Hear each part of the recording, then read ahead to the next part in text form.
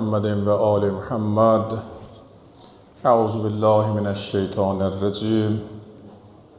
بسم الله الرحمن الرحیم. الصلاة والسلام على سيدنا محمد و آله الطیبین الطاهرین ولعن الدائم على أعدائهم أعداء الله من الآن إلى قيام يوم الدين. أما بعد، وقال الحكيم في كتاب الكريم: أوصيكم بنفسي بتقوى الله. رب اشرح لي صدري ويسر لي أمري واحلل عقدة من لساني يفقهوا قولي. Mübarək gecənin Qədir gecəsi, ehtimal ola ki, bu gecə Qədir gecəsi ola və mübarək Əhya gecəsinin üçüncüsünü yaşayırıq.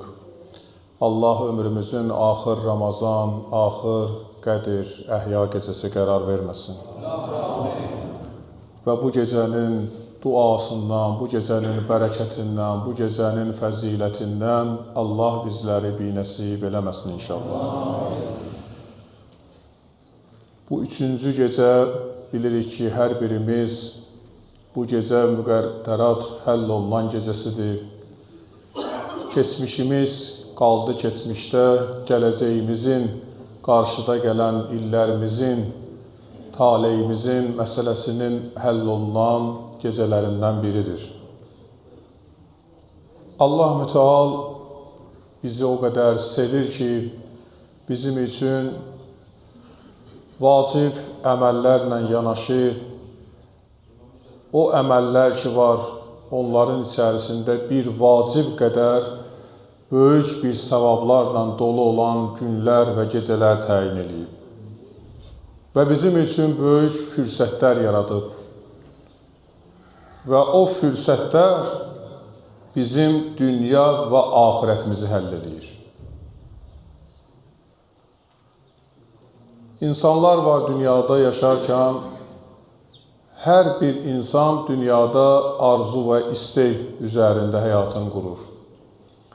Və bəzi insanlar var yaşarkən hey fikirləşir ki, onu necə eləyəcəyəm, bunu necə eləyəcəyəm, bu işi necə görəcəyəm, bunun öhdəsindən gələcəyəm və ya gələ bilməyəcəyəm. Və ömrünü bu cürdən yola verir. Amma Peyğəmbər sallallahu aleyhi və səlləm buyurur ki, ey insan, sən dünyada ömrünü bəzən boş bihudə keçirdin, bəzən fikir və xəyallarla yaşadın. Bəzən isə ömrünü arzulara həsr elədin. Və hər bir arzu, hər bir istək Allah üçün önəmlidir. Və Allah Müteal buyurur ki, bunların bir hədəfi, bir nöqtəsi var. Bunlar hər gün istənilən mərhələ deyil. Hər yerə çatasan, öz istəklərini deyəsən. Hər yerdə dualarını eləyəsən. Bu cür deyil. Allah bunun üçün bir gün, bir gecə təyin edir. Və o gecə də Qədir gecəsidir ki, deyir, o gecəni oyaq qalqinən və nə istəyirsən, məndən istəginən. Bilirsiniz, həyatda heç bir əməl asançılıqla əldə olunmur. Hər bir əməlin bir çətin tərəfi var. Əli əleyhissalam buyurur ki, hər çətinliyin isə bir asançılığı var. Bir çətin yoldan sonra bir asançılığı var. Onun üçün Allah istəyir ki, bilə insan nələri edə bilər və nə etməyə qadirdir və nədən özünü çəkindirir. Mən bu gecə Qədir gecəsi üçüncü gecə olduğu üçün mən istərdim bugünkü gecədə Qədir gecəsi Avropa, Qərb alimlərinin nəzəriyyəsini sizə deyim. Avropanın və Qərbin ümumilikdə İslamdan qeyri dinlər və o dinlər ki, haqq dinlərdir, o dinlər ki, o mərhələlər ki, bizim nəzərimizdə onlar hamısı batildirlər, amma onların özlərinin bu gecə haqqında düşüncə tərzləri var, deyəcəkləri var. Və mən bunu araşdırmışam ki, bəzən İslama, Peyğəmbərimizə, Peyğəmbərimiz dünyasını değişsə belə, Peyğəmbərimiz müqəddəs Qur'an-ı Kərimi bizə yadigar qoysa, Peyğəmbərimiz Əhl-i Beyti bizə tapşırsa, amma kənardan bəzən baxdıqda görürük ki, ona sevgini elə adamlar nümayiş elətdirir ki, halbuki o bizlərə şamildir. Halbuki onu biz etməliyik. Amma görürsən ki, onlar onun həsədini aparırlar. Onlar onun paxıllığını çəkirlər ki, kaş bizdə olaydı və biz onu nə qədər yüksək mərhələlərə qaldırardıq, nə qədər ondan danışardıq, nə qədər onu tərif edərdik və insanlara, bütün dünyaya nümayiş elətdirərdik. Siz baxırsınız, dünyada bugün gedişatlar bəzən batil əqidələri insanlara haqq kimi çatdırırlar və bəzi insanlar da bunu haqq olaraq qəbul edirlər. O əqidənin ki, o inancın ki, söykənəcək yeri yoxdur. Onu elə tərif edirlər ki, elə insanlara çatdırırlar ki, görürsən ki, haqq olan insan batili qəbul edib. Hər bir sahə belə bir gündədir bugün. Baxsaq görsək, bizim milli mənəvi dəyərlərimiz, bizim əxlaqi dəyərlərimiz, bizim milli adət-ənənələrimiz hamısı itməkdədir. Onları saxlayanlar kimdir? Məgər bizim böyüklərimiz o qərbdən və ya adət-ənənələri pozmaq üçün onlara müxtəlif sözlər deyilmirdimi? Onlara da deyilirdi. O zamanda başqa bir təbliğat var idi ki, o təbliğatın içərisində din anlayışı yox idi. Məscidlər, ibadət ocaqları bağlı idi, amma insanların məscid ibadət ocaqlarına sevgisi coşub daşırdı. Azərbaycanda 17 məscid olub. Amma insanlar kiçik evlərində əhya gecəsi, Məhərrəm aylarının tədbirlərini keçiriblər. Və hey insanlar olub ki, kaş məscid açıq olaydı. Biz gedib məsciddə bu dini ayinləri orada keçidəydik. Onlara da deyən var idi ki, lazım deyil. Mən bundan qabaqki Qədir gecəsində danışdım ki, ateist də, Allahsız adam da Allahı evində tərif edirdi. Amma bu günləri Allaha həmd olsun ki, məscidlərimiz, ibadət ocaqlarımız, məscidlərdə qurulan şərait, amma insanların fikir və nəzəriyyələri neyin üzərində dayanır? İnsanlar bu dini dəyərləri, dinin kamilliyini bu cürlə gözəl şəkildə insanlığa, bəşəriyyətə yaymaqdansa, onu başqa cür təbliğ edirlər. Bugün bilirsiniz ki, İslam dünyasına hər tərəfdən böyük bir yürüş var ki, bu dini artıq sonda getirib batilə çıxartsınlar. Siz baxırsınız da, bəzən sosial şəbəkələrdə, mətbuatda heç uzağa getməyək. Öz içimizdə olan mətbuat işçiləri var ki, bugün Quranda olan hökmləri insanlara fərqli şəkildə çatdırırlar.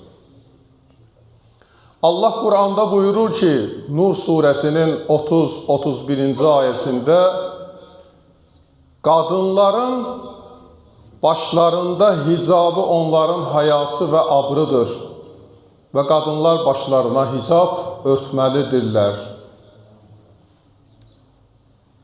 Bu günləri çıxır deyir ki, hicab keçmişdə qalan bir adətdir.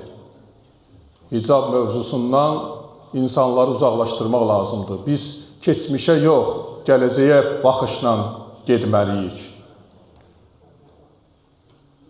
Qur'anın ayəsi nə olur? Təksib olur, bəzi adamlar da bunu eşidir, baxır, deyir ki, düz deyir də. hicabı yığışdırmaq lazımdır.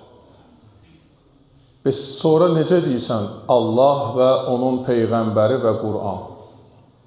Əgər Qurana bağlanmışsansa, bugün bu Quran ayəsini təksib eləyir. Bu Quran ayəsini danır və insanlara bunu təbliğ eləyir ki, və Quranda belə bir söz yoxdur, özü də danışan insanların heç birinin Quran anlayışı yoxdur. Çox təəssüf ki, bugün mətbuatda insanlar danışırlar, cəmiyyətə bunu təbliğ edirlər ki, onların dindən anlayışı yoxdur. Və sual verən insanlar da özləri bilirlər ki, bunların anlayışı yoxdur. Tərs təfəkkür, insanlara fərqli bir düşüncə tərzini başlarına yeritmək üçün müəyyən tanınmış insanların dilindən sözü eşitməklə onu həyata keçirmək istəyirlər. Məgər Qur'anın bir ayəsini inkar edən Qur'an sevgisinə çevrilə bilərmi? Qur'anı inkar edən gecənin dəyərin, qədərin bilərmi? Ayın fəzilətin, bərəkətin bilərmi? Qur'anın bir ayəsini inkar edən onun üçün nə Ramazan təfəkkürü var, nə namaz, nə məscid. Onun üçün bütün deyilən bu dini anlayışlar hamısı geri bir təfəkkürdür. Qarşıda gələn təfəkkür isə cəhalət bir təfəkkürdür. İnsanları cahilliyə, insanları yenidən cəhalətə aparan bir düşüncədir. O düşüncə ki, insanları Peyğəmbər və Peyğəmbərimizdən öncəki Peyğəmbərlər insanları o cəhalətdən qurtarmışdı. O zülmətdən qurtarmışdı. Onları nura çıxarmışdı. Və bu gün də o insanlar bilə-bilə bu işləri insanlara sövq edirlər, onların hesabatı çox ağırdır. Onun üçün bəzən baxırsan ki, o alimlər ki, o alimlərin ki, nəzəriyyələrinə ki, mən baxıram, düşünürəm ki, onlar Allaha tərəf qayıdır. Avropada olan alimlər. İslamın içərisində Allah, Peyğəmbər, Quran anlayışını dərk edən adam cəhalətə qayıdır. Mənim heç yadımdan çıxmaz, bizim məscidə, Murtuza Muxtarov məscidinə Avropadan bir neçə dənə qonaq gəldi və məndən xahiş elədilər ki, biz istəyirik ki, minarəyə çıxaq. Minarəyə çıxaq və məscidin gözəlliyini oradan seyr edək. Mən gördüm ki, bu çox maraqlıdır dinə. Allahdan, Peyğəmbərdən danışır, tərcüməcisi deyir ki, inanın, birinci bu gələn kimi məscidlər üçün həsrətindədir ki, məscidləri ziyarət eləsin, məscidləri geçsin. Çox təəssüf ki, bizdə bir adam geçsə Avropa ölkəsinə birinci bazara gedəcək, gedim əyin baş alım özümə, neyniyim, maraqlanmır heç neyinə. Amma görün, onlar nə qədər fikirləşir ki, gedim ibadət ocaqlarına, insanların dini yanaşmalarına baxın, insanların ibadət ocağında necə ibadət eləməklərinə baxın və bu dinin, haqq olduğunun yüksək bir məqama, mərtəbəyə çatdığını gözümlə görün. Amma deyir, gəlib bilirsiniz nə görürəm? Görürəm, sinagogda, kilsədə daha çox adam var. Neyinki məsciddə. O təəssüf edici hal budur. Və o məscidin minarəsinə çıxa-çıxa bir sözdür.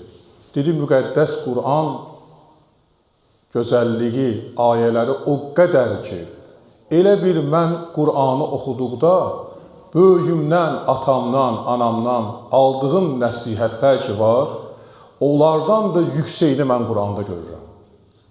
Və mən o böyüklər danışanda bəzən eşidirəm, başımı aşağı eləyirəm ki, düz deyirsən. Amma mən bunları oxumuşam axı. Amma içimdən bir dənə belə bir söz gəlir. Onların dediyi söz daha sənin üçün yaxşıdır. Çünki onların dilindən eşidirsən. Sonra mənə bilirsiniz nə dedi? Dedi, burada cavanlarınız ki var ha. Görürsən onların giyim tərzləri, onların baxdığı kino filmlər, cizgi filmlər. And olsun Allaha ki, Avropaların heç birinə baxmır. Ağılı kamil olan insanlar onların heç birinə baxmır. Onları belə insanların içərisinə göndərirlər ki, Qoy o insanlar cəhalət yolunu seçsinlər, öyrənsinlər və bunun davamçısı olsunlar. Birdən bilirsiniz nə yadıma düşdü? Peyğəmbərimizin hədisi. Allahın Rəsulu nə deyir? Deyir, bir zaman gələcək ki, şeytan insanların içində düzü əyri kimi, əyrini düz kimi insanlara göstərəcək. Haqqı batıl kimi, batılı haqq kimi göstərəcək. Bugün cavan uşağa deyirsən ki, əynivə bu cırıq şalvarı giyməklə, bu bizim milli mənəvi dəyərlərimiz deyil. Milli adətdə belə bir şeylər yoxdur. Qayda qanunla saçını saxla, giyiminə bax. Deyir, axı, bunu el-oba hamısı eləyir, axı. Camaat giyinir, axı. Görün, nə qədər bizim cavanlarımız başqa adət-ənənələri götürürlər. Düşünmür ki, bizim adət-ənənələrdə belə məsələlər yoxdur. Niyə görə sən təsir buraxmırsan, sənə təsir buraxırlar? Həmən alimin sonda sözü bu oldu ki, təəssüflə deyirəm ki, müqəddəs kitabdan nə qədər böyük dəyərləri biz öyrənmişik, nə qədər böyük məsələlərdə biz irəliləmişik, amma İslam dünyasında olan insanlar, belə desək, onların əlində olan kitab, onlarda imkanlar ondan nə qədər özlərini geri salıblar. Nə qədər özlərini uzaqlaşdırıblar ondan. Bax, bugün Qədr gecəsidir. Və bu bizim 3-cü gecə, sonuncu gecəmizdir. Taleyimizin, müqəddəratımızın həll olunan gecəsidir. Heç olub ki, içi özüm olmaqla hamımıza şamildir bu söz. Heç olub ki, deyək ki, ilahi, biz gördüyümüz həyat tərzində bəzi əməllər ki var, onları düz eləmirik. Ay Allah, buna görə mənə bağışla günə. Allah sizə can sağlığı əta eləsin. Mənim uşaqlıq illərimdən məsciddə keçmişəm. Əhyalar, Qədr gecələrində, müxtəlif günlərin, müxtəlif əməllərin içərisində olmuşam. Amma çox az adam olub ağlaya-ağlaya, sızlaya-sızlaya deyib ki, ay Allah, mənə bağışla günə. Gəlin bunu etiraf edək. Qədr gecəsidir, adam var, gəlir, görüşür, öz söhbətlərini həll edir. Bir rükət belə namaz qılmır. Bu tək bura aid deyil, ha. Məkkədə də bu deyə bizim aqibətimiz. Məkkə ziyarətinə gedib, oteldə oturur, əməlləri eləmir. Görün, nə qədər İslam, Peyğəmbər bizdə olan adı müsəlman, insanlar onun arzusundadır. Arzusu olmayan adam gedib oraya yetişib və o dini dəyərlərə malik deyil. Allah Teala bizim üçün bunları hamısını fürsət qoyub. Və bu gecələrdə Allah bizə bilirsiniz nə boyda fürsət qoyub. Fürsət ondan ibarətdir ki, Allah buyurur ki, Quran-ı Kərimin Duxan surəsində biz onu mübarək bir gecədə nazil elədik. Neyi? Müqəddəs Quran-ı Kərimi. Biz mübarək bir gecədə, yəni bu gecə mübarək bir gecədir. Bu gecə ələbələ gecə deyil. Bu gecə Qədr gecəsidir, qeybət gecəsi deyil. Yəni, hər bir işin qədrini bilmək lazımdır. Və heç olub ki, öz-özümüzə deyək ki, ilahi, sən bizi insan xəlq eləmirsən. Adam var, heç özünün qədrini bilmir. Allah deyir Peyğəmbərinə hədis-i qüdsüdə ki, bir insan öz qədrini bilmirsə, öz dəyərini bilmirsə, o gecənin qədrini hardan anlayacaq? O əməllərin dəyərini hardan anlayacaq? Belə adamlara rastlaşmışsınız da, görürsən xəstədir, canı ağrıyır. Deyirsən, geri yaparım sən həkimdə, belə bir dənə söz deyir. Əşki, harada qırıldı da. Eşidirsiniz də belə sözdür. Nə oldu olacaq da, nə yazıb Allah odur da. Allah yazısı qəşəngdir. Amma belə bir söz də var da, Allah deyir ki, sən özündən bir gün hesab soracağım. Sənin özündən bir gün hesab soracağım ki, sənə verdiyim neymətləri nə qədər dəyərləndirdin, nə qədər mükafatlandırdın. Yəni, sənə Allah bu neymətləri bəxş edib, bunu nə qədər mükafatlandırdın. səhərdən axşama qədər, gecəni səhərə qədər mobil telefonun qabağında sosial şəbəkələrə baxır. Sonra qalxır ayağa deyir ki, başım ağrıyır, gözüm ağrıyır. 30 yaşı var, 20 yaşı var, körpə yaşdadır, gözü görmür. Allah bunun üçün bu gözü vermişdir, sən bu mobil telefonla saatlarını keçidəsən. Beynini pozasan, psixologiyasını pozasan, həyat tərzini pozasan, yaşayışınızı pozasan və əsəb, gərginlik. Təsəvvür eləyin ki, mobil telefonlar o qədər həyatımıza daxil olub ki, bir gün sevgiləri əldən alıb bu mobil telefonlar. Ananın balasına olan sevgisini, dostun dostu olan mehribansılığını, qardaşın qardaşa olan mehribansılığını hamısını əlindən alıb. Təsəvvür getirin ki, uşaq ağlayır, körpə uşaq deyə, ana mobil telefonu verir ki, gəlib başlıq atqilən, onunla vaxtı oyuna keçirginə. Mən biraz başım, qulağım dinc olsun. Təsəvvür edirsiniz, bu əsrin ən böyük bəlalarından biridir. Bu bəlanı hələ illər keçəcək, biz anlayacağıq ki, bu böyük bir bəla imiş. Və o cavanlarımız, o gənclərimiz gələcəkdə nələrlə qarşılayacaq? Bütün psixologiyalar, bütün görüşlər, bütün baxışlar, hamısı pozulur gedir. Ona söz deyəndə bir dənə belə söz deyir sənə. Deyirsən, bunu eləmək nə deyir, necə olur müəllimim? Bunu mən eləməliyəm. Çünki ona telefonunu başa salıb nə eləmək lazımdır? Bütün psixologiyasını pozub, əsəb gərginliyi getirib ona. Saatlarını, gecəsin, günüzün ona həsr eləyib. Amma nə olar ki, ana nə deyə? Öz balasının başının üstündə layla oxuya. Vaxt keçidə balası ilə.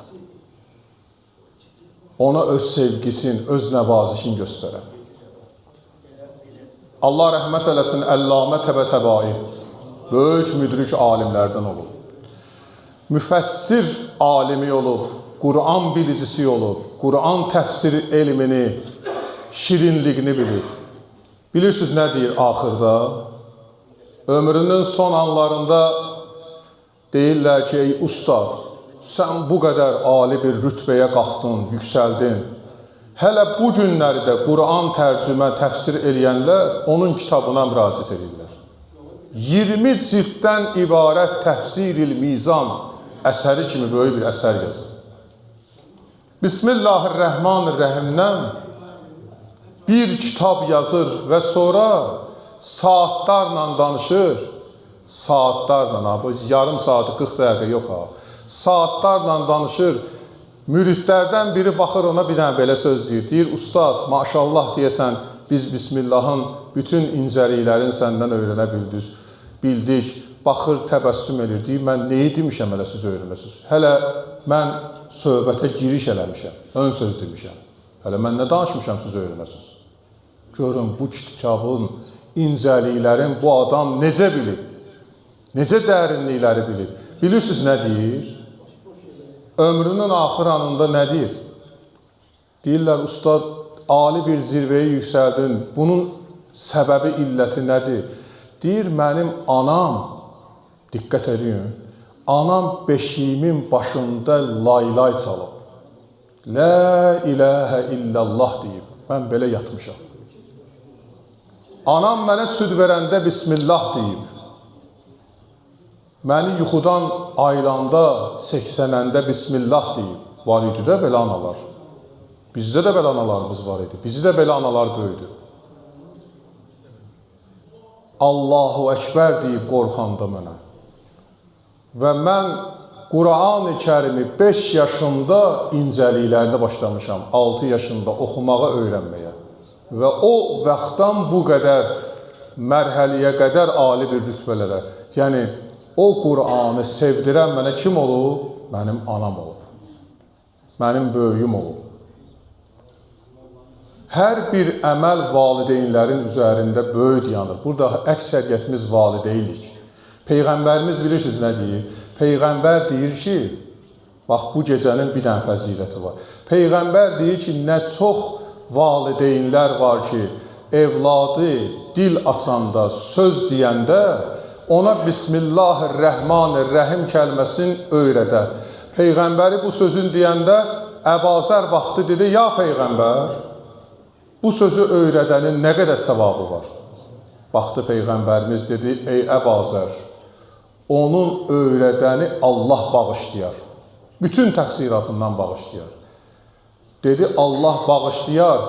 Əgər o bütün əməlləri ali olsa nə olar? Dedi, Allah ona cənnəti vacib eləyər. Cənnəti vacib eləyər. Nə olar ki, evladlarımızı gözəl təlim tərbiyə eləyək. Onlara uşaqlıqdan ibadətin, namazın, şirinliyin dadızdıraq. Onlara Allahın vaciblərini öyrədək. Onlara cəhaləti, mobil telefonu verib saatla cəhaləti öyrətməyək.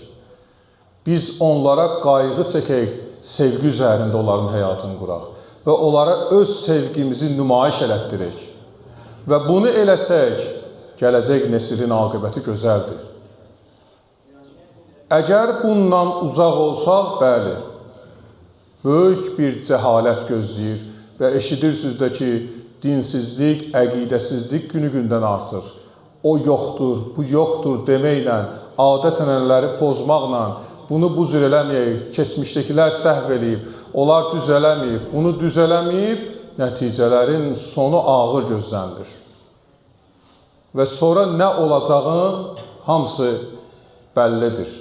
Ona görə bizim dinimiz də, Peyğəmbərimiz də bizi mehribançılığa, bizi sevgiyə, insanlara sevglə, şövqlə, gözəl əməlləri öyrənməyə çağırır. Niyə görə Allah deyir ki, gəl bu gecədə mən səni bağışlayayım. Cümə günü yığışın bir yerdə, cəm olun. Allah bizi vəhdətə, mehribançılığa çağırır. Allaha cümə günü lazımdır. Qədir gecəsi lazımdır. Ramazan ayı lazımdır. Bunlar hamısı bizə lazımdır. Allah bizi vəhdətə çağırır. Bax, bu gecədə bir yerə yığışın, bircə dua eləyin, Allahdan razı niyaz eləyin, özünüzü bağışlatdırın. Cümə günü bir yerə cəm olun, möminlər bir yerdə birlərin, digərlərinin dərdin sərin bilsinlər. Namazları, cəm namazlar qılın. Allah sevir ki, insanlar biri-biri ilə ünsiyyətin, mehribançılığın düzgün qursun. Amma insanlar neynirlər? Haqq olan dinindən qaçır, deyir, mən başqa bir aləm axtarıram. Mən istəyirəm ki, belə cavanlıq eləyim, belə gezim dolanım, cəhalətdə olum, eyş-işrətlə məşğul olum, haram işləri ardınca gedim və bunların hamısını sövq eləyən kimdir? Bir dənə mənbə, o da bizim nəfsimiz. Nəfs də kimin əmrindədir? Allahın əmrində, Peyğəmbərin sözü ilə buyursaq, ən böyük cihadımızdır ki, onu eləyə bilmirik. Adam var, ən böyük cihadı onun nəfsidir, onu apara bilmir. Amma deyir ki, müharibə olsa gedib cihad eləyərəm. Özünlə mübarizə aparqı sonra müharibədən danışılır. Öz iç dünyanla müharibə aparqı sonra mübarizə aparqı. Ki, bundan uzaq olun mən, şeytanın əmrindən, şeytanın əmri ilə hərəkət eləməyim. Böyük müdriklərdən biri deyir, səhər sübh vaxtı idi. Mən bunu cümədə danışmışdım, istəyirəm bir də möminlərə deyəm. Səhər sübh vaxtı idi, deyir, namaz vaxtı, qalxdım ayağa, azandan bir neçə dəqiqə qabaq. Baxdım, deyir, saata, dedim, bir neçə dəqiqə var da, qılaram namazı. Hələ azan verilməyib ki. Deyir, sanki özüm danışıram, amma görürəm ki, mən idarə olunuram. Birdən öz iç dünyama qayıtdım ki, bu sözləri mən demirəm, ki, mən səhər sübhdən qabaq dururam da. Mən sübh namazını qılıram da. Mən bu əməli yerini bilsin, nə üçün bugün belə danışdım? İndi deyir, öz içimlə başlayıram belə danışmağa ki, niyə mən bunu eləyirəm? Və bunları deyə-deyə, deyir, gördüm, bu sözü də dizizdirəm mən elə şeytandır. Allah, deyir, gördüm, azan səsi gəldi, mən məscidə gedə bilmədim. Bəzən şeytan olur ki, hələ bizi ibadətə getirir. Hədəfin başına çatdırır, neynir? Başlayır səninlə məşğul olmağa. Necə məşğul olur? Namaz vaxtı gəlir, bütün hadisələri səni yadıva salır. Birdən evdə tənha, tək olasan, onlar yadıva düşməyəcək sənin. Namazın astanasında başlayır yadıva salmağa ki, filan kəsə belə borcun var, filan kəs sənə belə dedi, filan kəs bu işi gördü, belə, bir də görürsən ki, 4 rükətli namaz tutarıb, sənin dərdin, sərin tutarmadı bu namazda.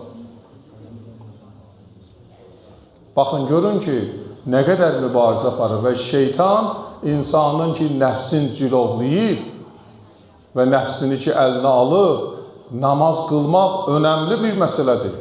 Allahın əmrini yerinə getirirsən, ondan da önəmli namaza diqqətlə yanaşmalıdır. Hər bir məsələ bundan ibarətdir. Hər bir iş bundan başlayır. Bax, biz Qədr gecəsinin əməllərindən biri nədir? Bax, biz bu gecə gəlmişik bura. Birinci Qədr gecəsinin əməli nədir? Birinci Qədr gecəsinin əməli qüsül almaqdır. Paçlıqdır. Bütün əməllər bu ilə başlayır. Allah deyir ki, pak olandan sonra bir qədər sən yenə də uzaqlaşdın şeytandan. Yaxşı, paklıqdan sonra yenə də başlayırsan qeybət eləməyə, addımlaşdın ona, qayıtdın ona, döndün ona tərəf.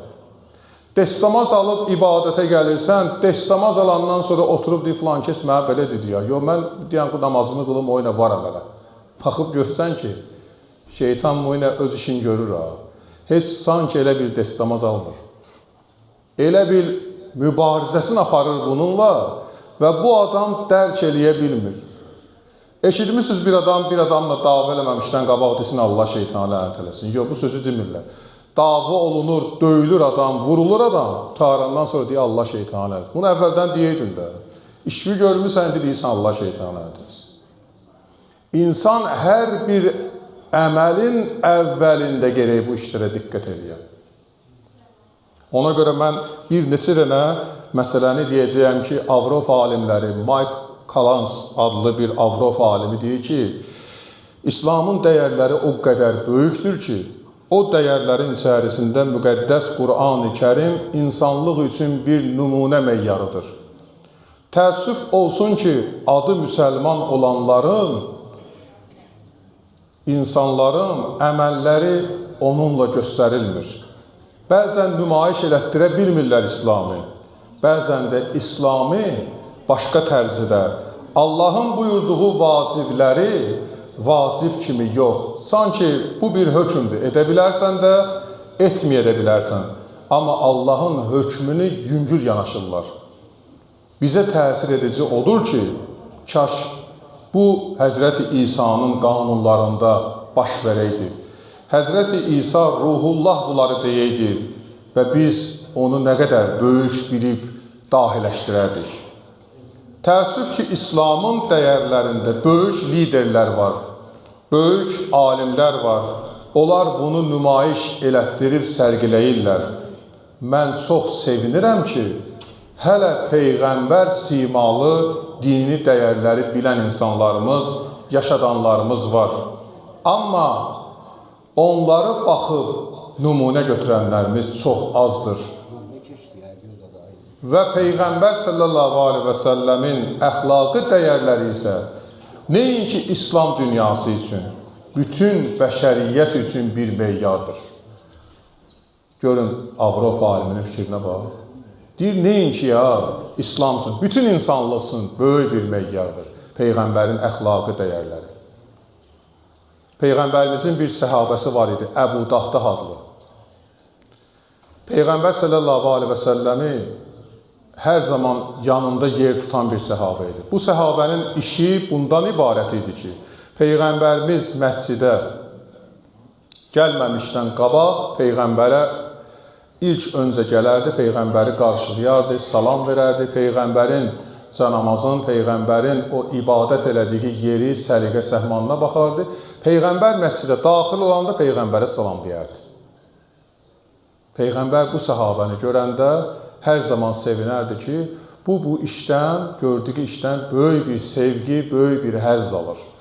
Həqiqətən də insan yaxşı əməldən gərək həzz alsın və onu bir qədər gümrahlandırıb daha da, yəni belə deyək də, sevincinin içərisində sonda onu kədərə çevirməsin. Adam var, tərifləyirlər onu, sən belə əməlli adamsan, sən əməli salih adamsan, namaz qılansan, belə. Axırda bu deyir, hələ mən böyük bir adamam da.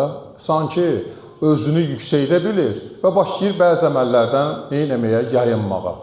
Amma insana nə qədər tərif deyilsə belə, gerək o Allah qarşısında özün kiçildə ki, yox, mən bundan böyüyünü eləməliyəm, bu nə deyilirəm mən? Əsl mömin bax budur. Peyğəmbərimiz Əbu Dahdaha belə tərif edirdi. Amma Əbu Dahda deyirdi, ya Peyğəmbər. Çünki Peyğəmbərin yanında yer tapmışdı. Deyirdi, mən bundan daha böyüklərini eləyə bilərəm, amma eləyə bilmirəm, ya Peyğəmbər. Məni Allah bağışlasın. Və bir günləri məscidə gec qalır ki, gəlsin. Görür ki, gecikir artıq məscidə getməyə. Başlayır tez-tez getməyə. Görür yolda bir qadın əlində yük. Ondan da qabaqda gedir. Əlində yüklər tökülür yerə, yıxılır qadın. Qadın yıxılır, Əbu Dahda addımların yavaşlayır, saxlayır, qadına kömək eləyir. Qadın da bu köməyinə görə ona təşəkkürlüyünü bildirir, deyir, mənim bu yüklərimə mənə kömək eləyə bilərsən. Əbu Dahda baxır ki, məscidə gecikir, amma qadına kömək eləmək də önəmlidir. Çünki Peyğəmbərimizin əxlaqında var, Peyğəmbərimizin buyruqlarında var ki, bir insan yolda müsafirlər çətinlik çəkirsə onlara yardım olun, əziyyət çəkən, ağır yükü olanlara kömək eləyin, daha maşınla keçəndə onun üstünə su istirahətmə gələn belə Peyğəmbər söz demir. Peyğəmbərimiz deyir ki, yolda uzaq yolu gedən, yoldan keçəni götürgünlə, apargınlə, ona yardım eləginlə, onu çətinlikdən qurtar, bu sənin əməl dəftərində hansısa bir işi görmüş kimi olasan və yazasan.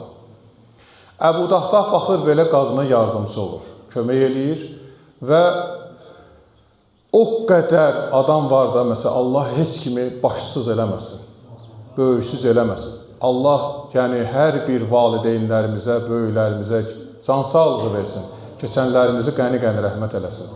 Allah heç kimi göstərməsin. Görürsən, bir adamın ki, böyüyü olmayanda, kimi görsə dərdini ona danışacaq. Daha yoxdur axı bunun böyüyü. Qalıb tənha, bilmir dərdin kimə desin. Deyir ki, mənim yoldaşım rəhmətə getdi, qalmışam tək, cavan bir oğlumu itirmişəm, gəlinə mən baxıram, uşağa mən baxıram. İndi bu cürdən qadın dərdin danışır bu Əbu Dahda. Evimiz özlüyündə böyük bir evdir, balaca bir evdir, dağılır, tökülür, evə baxan kişi xeylağı yox.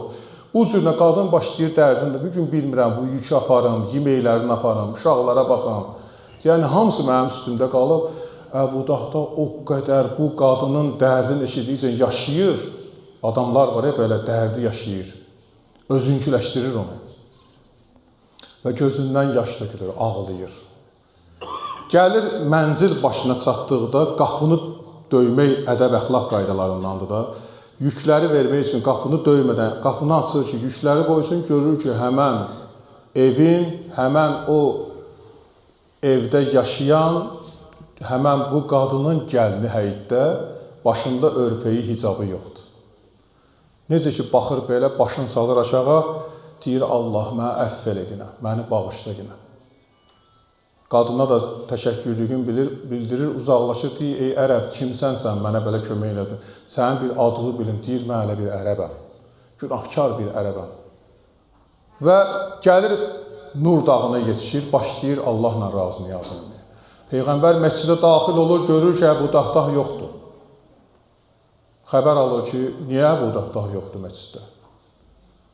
Deyirlər, ya Peyğəmbər, hər gün səni qarşılayan adamdır, biz də bilmirik, maraq eləyərik. Peyğəmbər Xuda namazın qurtarandan sonra Cənab-ı Cəbrail nazil olur Peyğəmbərimizə. Deyir, ya Peyğəmbər, Əbu Dahdahın məsciddə olmamaq səbəbin sənə heç bir səhabə deyə bilməyəcək. Çünki onlar bilmirlər. Onun nə elədiyindən xəbərdar deyirlər. Harada olduğundan xəbərdar deyirlər. Ya Peyğəmbər, Əbu Dahdah elə bir şəxsiyyətdir ki, onu sən nə qədər tərif elədinsə, o tərifləri kiçik, Allah qarşısında özünü çox kiçik və balaca bildi. Heç vaxt böyük özünü dərk eləmədi. Bu gün də özünü çox kiçikdir. Dedi, ya Cəbrail, neynədir beyə? Kiçikdir. Dedi, bir günah elədi. Kiçik bir günah elədi. Bir naməhrəmə baxdı. Başını saldı aşağı. Elə oradan öz-özünə nifrət elədi. Dedi, ay Allah, bağışla, mən bu gözlə bir kişinin qadınına, naməhrəminə baxmışam. Daha bu gözlə mən Peyğəmbərə baxa bilmərəm. Daha bu gözlə mən Peyğəmbərə baxa bilmərəm. Çünki göz günah eləmişəm. Ramazan ayının sirlərindən biri odur ki, insan səhərdən axşamazan oruç tutmaq o demək deyil, ac qalmaq. İnsan gerək gözün də, qulağın da, əlin də, ayağın hamısını oruc eləyir. Deyir, mən göz günah elədim və daha bir də Peyğəmbəri görmək mənə nəsib olmaz. Və deyir, ağlayıb özündən gedib Nur dağında bağışlanmağını istəyir Allahdan. Get, yetiş ona, deginən ki, Allah onu bağışladı. Allah onun günahından keçdi. Peyğəmbərimiz gəlir, yaxınlaşır. Nur dağında görür ki, Əbu Dahdah o qədər ağlayıb ki, özündən gedib. Peyğəmbərimiz qaldırır onu ayağa. Baxır, deyir ki, ey Əbu Dahdah, mən bilirəm sən nə iş görmüsən. Allah da bilir. Allah məni göndərdi sənə xəbər verim ki, Allah səni bağışlayıb. Deyir, Peyğəmbəri qucaqladı, bastı bağrına. Dedi, Allah nə qədər böyük bir varlıqdır ki, nə qədər ərhəmər rahimindir ki, bizi bağışlayır. Nə pis bəndələrik ki, biz öz bağışlanmağımızı istəmirik. Axı, o bağışlayır bizi. Deyir, sevindi. Sevincinin həddi-hüdudu olmadı. Peyğəmbəri deyir, qucaqladı. Peyğəmbər deyir, gördü ki, Əbu Dahdahın əlləri soğudu. Bədəni soğudu. Baxdı, gördü ki, ürəyi partladı. Bu adam dünyasını dəyişdi sevincindən. Görün, necə kişilər yaşayıb zamanda. Bir naməhrəmə baxmağa görə Allahdan çoxlu bağışlanmaq istəyir. Nə qədər naməhrəmlərə baxırıq, nə qədər naməhrəmlər gündə gözümüzün qabağında. Hələ bunlar azmış kimi sosial şəbəkələrdə baxın, görün, nə qədər insanlar onlarla maraqlanır. Nə qədər günahlarımız var. Bu günahları yıxsaq üst-üstə bunun nə qədər böyük bir cəzaları var sonda. Bugün insan öz günahına görə Allahdan niyaz eləyib, sevincinin həddi-hüdudu olmayan bir adam ürəyi partlayıb ölürsə, Peyğəmbər yanında yer tutan adam. Biz kimik Peyğəmbərin səhabəsinin yanında? Ona görə bu gecə elə bir gecədir ki, Allah bizim üçün böyük bir fürsət qoyub, böyük bir mərhələ qoyub. İstər qadın, istər kişi, Allah deyir, öz bağışlanmağınızı istəyin. Qadınlar üçün deyir, öz hayanızı, abrınızı qoruyun. Kişilərə deyir, öz haya və abrını qoru. Əxlaqı dəyərlərini qoru. Özünü ailənin yanında başı uca aparqinən, əxlaqlı nümunə sərgiləginən, evladına gözəl bir nümunə sərgiləginən, onlara gözəl sözlər deginən. Gəlin belə bir söz deyək, böyük valideyn əgər özü günahkardırsa, onun haqqı varmı sonra cavan balasına neysə düzgünlükdən danışsın? Günahkar adam elə günahkarlığı da təbliğ edəcək və o evladı ondan da betərini öyrənib deyəcək. Belə bir söz var, deyir, ata eləyərsə, bala ondan 10 qatını eləyəcək. Amma Allah deyir ki, mən səni məğfirətlə bağışlayıram. İstəginə məndən bağışlanmağını. Nə səhvlər eləmisən, nə günahlar eləmisən, mən sənin üçün böyük bir mərhəmət gecəsi qoymuşam, böyük bir gün qoymuşam, ay qoymuşam. Yəni, bunların hamısı fürsətdir həyatımızda. Bax, bu məsciddə əyləşmişik. Burada indi baxırsınız. İllər, keçən il, ondan qabaqki il, öncə gördüyünüz adamların bəzilərini burada görmürsünüz. Bir gün gələcək, biz də olmayacaq. Bizləri də kimsə əvəz eləyəcək. Ömür belə deyil ki, elə daimi yaşayasan. İnsanlar var ki, elə danışanda deyir ki, 10 ildən sonra belə eləyəcəyəm. Bir saniyə nə olacağından xəbərin olmayan bir insan 10 illəri danışır, 10 illəri xırdalayır. Amma Allahın huzurunda isə elədiyimiz əməlin, əcrin, mükafatın bir gün biləcəyik ki, bizim bu gecə qaldığımız saatlarımızın nə qədər böyük dəyəri var imiş. Nə gözəl bir ömrümüzdə böyük bir əməlləri keçirmişik. Kaş bunları çox eləyəydik. Həzrət Peyğəmbərin gözəl bir hədisi var. Peyğəmbərimiz buyurur ki, ey Səlman, cənnətə daxil olan adam sevinəcək və bu sözü deyəcək. Kaş bundan da böyük ali məqamlar edəydim ki, cənnətin ən ali bir məqamına çataydım. Cənnət bir mərhələdən ibarət deyil axı. Daha da yaxşı işlər görəydim ki, yaxşı işlərlə, yaxşı əməllərlə daha da ali bir zirvəyə çataydım. Və cəhənnəmə daxil olan adam da deyib bunu deyəcək. Günahlardan bir qədər də uzaq olaydım, heç olmasa cəhənnəmdən də qapısında, uzaq bir yerində dayanaydım. Yəni, Allah mütəal bizi dünyaya bəxş eləyəndə cənnət üçün yaradıb, cəhənnəm üçün yox. Adəm Əbülbəşər hardan gəlib yer üzərinə? Cənnətdən gəlib. Yəni, buradan məlum olur ki, insan cənnət üçün yaranıb, cəhənnəm üçün yox. Və Həzrəti Əli əleyhissalam isə onu gözəl nəzmə çəkir. Deyir, ey insan, sən fikirləşirsən ki, sən elədiyin əməllər bir gün səni cənnətə aparsın, sən ondan da alisinə layiqsən. Cənnət sənin üçün nədir? Sən ondan da ali bir məqama layiqsən, amma sən onu əldən verirsən. Sənin tərifi Allah bütün dünyaya bəyan edir. Bütün aləmlər sənin heyranındır. Peyğəmbər sallallahu aleyhi və səlləm yolla gedir bir gün məscidə, bir nəfər evini yığışdırır, evində olan zibilləri hamısını tökür Peyğəmbərin başına. Peyğəmbər sallallahu aleyhi və səlləm baxır belə həmin adama, Peyğəmbər heç nə demir, təbəssüm edir. Deyir, ilahi, bu adamı bağışla ginən, bu adamı əff elə ginən, bu adamın təqsiratından keç ginən. İnsandır da, bilmədi. Allah deyir, mələklərə baxır, deyir, ey mənim müqərrər mələklərim, ya Cəbrail, ey Mikail, ey İsrafil, ey Əzrail, baxın yaratdığım məxluqa. Görün, o nə deyir, ona edilən nədir? Və o əməl kiməsə olunsaydı, onun fikri, düşüncəsi həmən insana qarşı necə olardı? Peyğəmbər sallallahu aleyhi və səlləmin belə əxlaqi sərgiləri bütün aləmi heyran edib.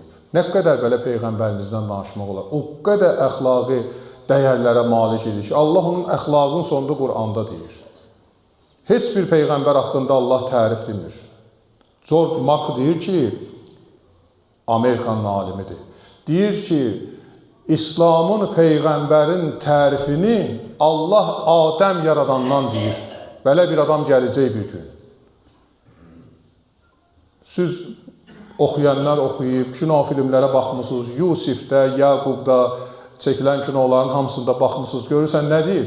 Yusifə deyir ki, səndən sonra bir Peyğəmbər gələcək. O Xatəmül Ənbiya olacaq, onun adı Həzrəti Məhəmməd əleyhissalam olacaq.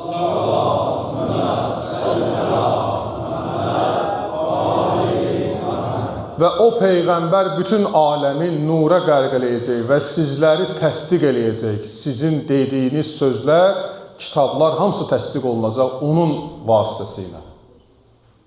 Bütün aləm onun heyranı olub.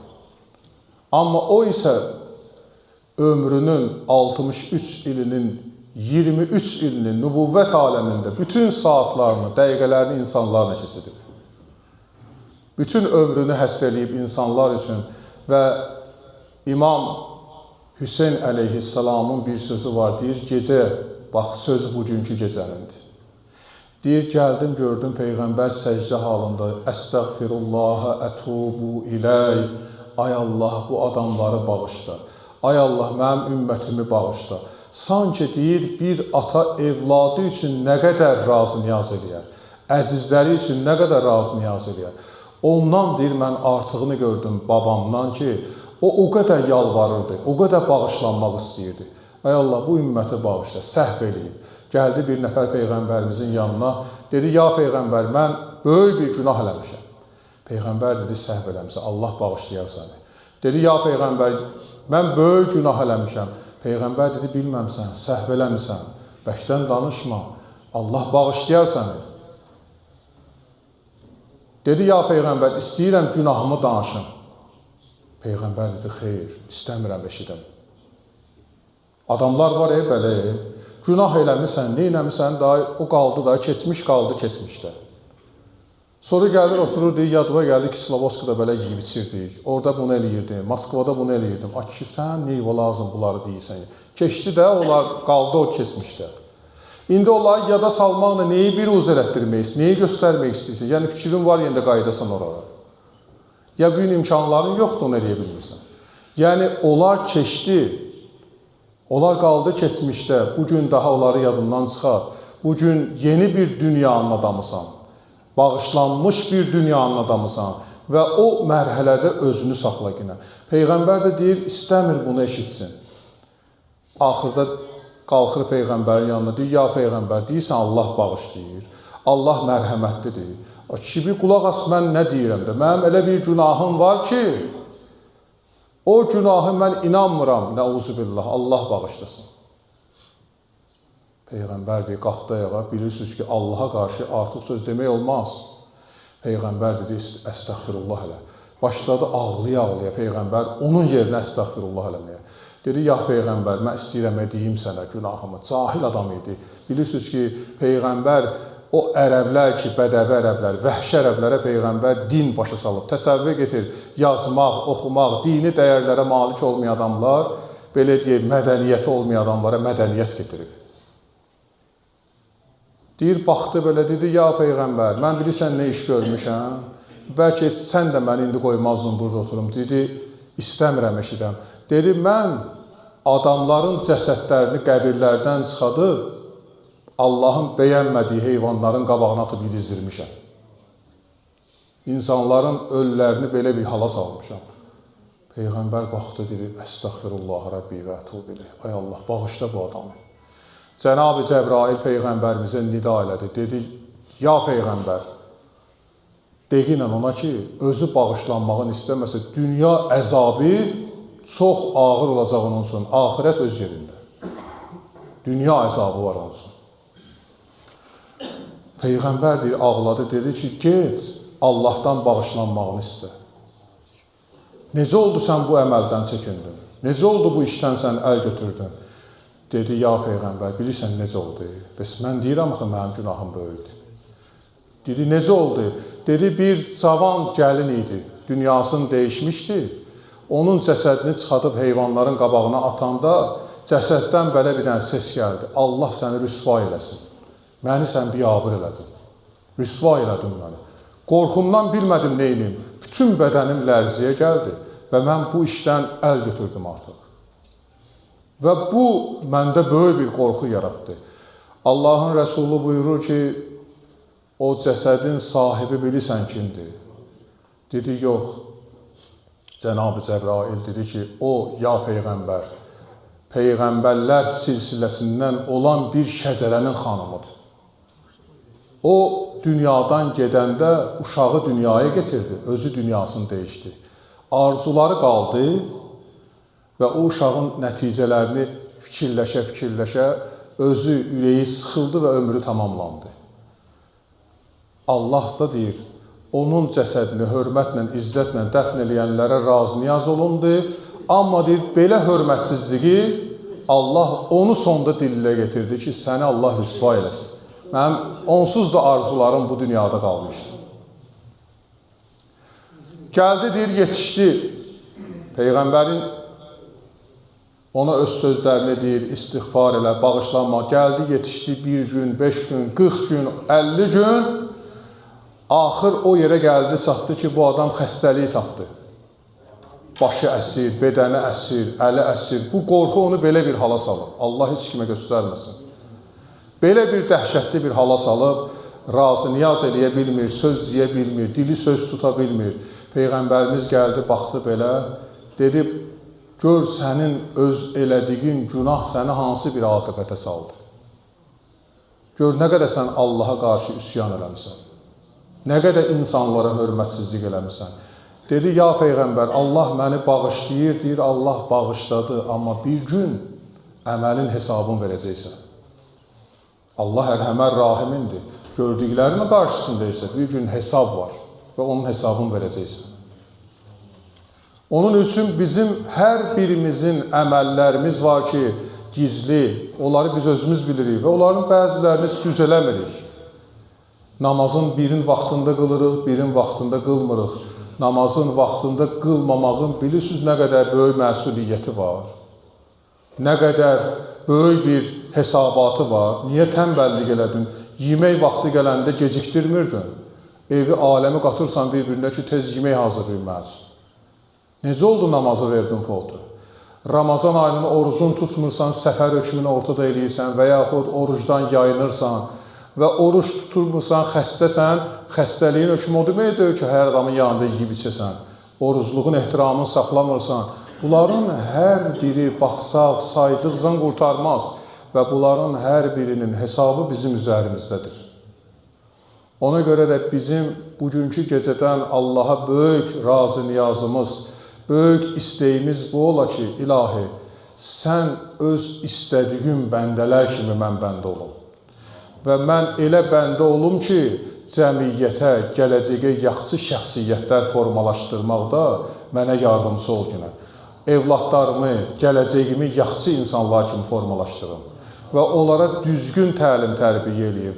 Necə ki, ustadımız qeyd elədiyi kimi, mənə valideynin verdiyi təlim-tərbiyənin nəticəsində mən gəldim, ali bir insan oldum. Və mən Quran sevgisini qəlbimdə yaşadım. Və bugün başımızın üzərinə Quran qoyuruq. O Quranı başımızın üzərinə qoymaq simvolik bir əlamətdir. Əsas Quranı qəlbimizdə yaşatmaqdır. O Quranın sözləri, o Quranın ayələrini qəlbimizə həkk eləyək. Allahın sözü gəldiyində nə üçün, necə deməyək?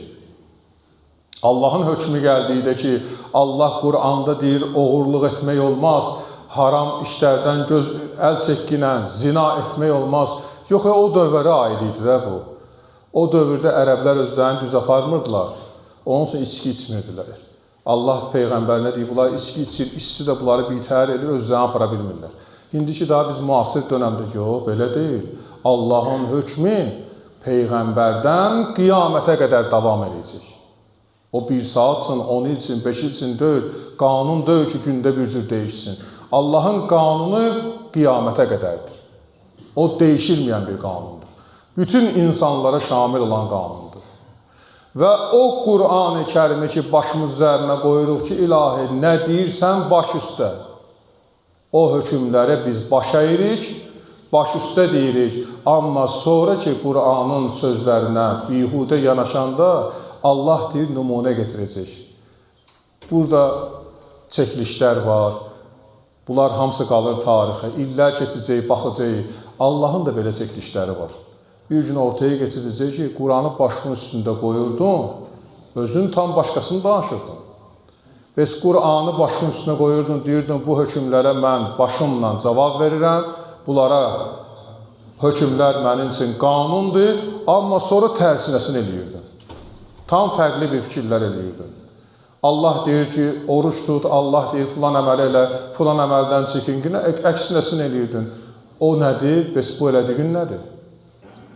Və Allah onun üçün deyir ki, sözün gözəlliyinə bax, qiyamətin günündə şahid elə özünsən, sənə şahid lazım deyil. Sənin öz əməllərin sənin şahidindir. Gördüyün işlər sənin şahidindir. Və insan deyir, özü başlayacaq öz dili ilə deməyə ki, bəli, mən o adam deyildim. Mən o işləri layiqincə görə bilmədim və Quran təbliğinə desək, deyir, qiyamətin günü bəzi insanlar üzü qara, başları aşağı halda gələcəklər. Ne üçün bunların qanını kim qaraldı? Adam var ya, söz deyirsən burada, deyirsən, nə olub, nəsə narahatsan, xoşuma gəlmədin bugün, qanını kim qaraldı? İndi orada Allah nişan verir ki, bugün sən bu cür hala salan kimdir? Adam belə deyəcək. məni bu şəklə salan mən elə özüməm. Onun üçün gərək hər birimiz öz qədərimizi, öz qədrimizi bilək. Qədr gecəsi ondan irəli gəlir ki, insan həm bu gecənin qədrini bilə və bundan vacib özünün qədrinin bilsə, gecənin qədrini biləcək. Özünün dəyərini bilsə ki, Allah ona pulsuz o milyonlarla bugün əldə eləyənlər var ki, gözünü, qulağını, ürəyini əməliyyat eləyib, milyonlar xərcləyənlər var. Onlar ona bir təmənna verilib, ona bir şükür istənilir, onu da yerinə getirilmir. Allah ona əda eləyib, ona bəxş eləyib ona. Və Allah deyir ki, insan ki, öz qədrini bilmədikdə qədr gecəsinin mahiyyətini bilə bilməz. Ona görə Allah bizi bu gecəyə nəsib eləyib, fürsət verib, saatlarımızı, dəqiqələrimizi bu gecədə keçiririk. Allah bizim bu gecədə ibadətlərimizi ali dərəcədə qəbul eləsin. Bütün gələcək nəsillərimiz bugün qeyd elədiyimiz kimi bizim müqəddəratımız həll olunur. Keçmişimiz, yenə də deyirəm, qaldı keçmişdə, gələcəyimiz, Allah gələcəyimizi xeyirli, bərəkətli, əmnamanlıqla bərqərar eləsin. Və bizim gələcək günlərimizdə bütün gördüyümüz işlər ki var, hamısını Allah razılığı ilə bərqərar eləsin. Heç bir əməlimizdə naqis, pis əməl, günah və bunlardan hamısından uzaq olmağa Allah bizə yardımcı olsun.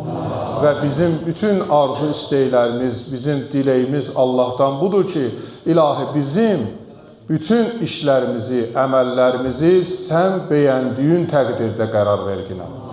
Allah Teala ölkəmizdə sülhü, əmnamanlığı bərqərar eləsin.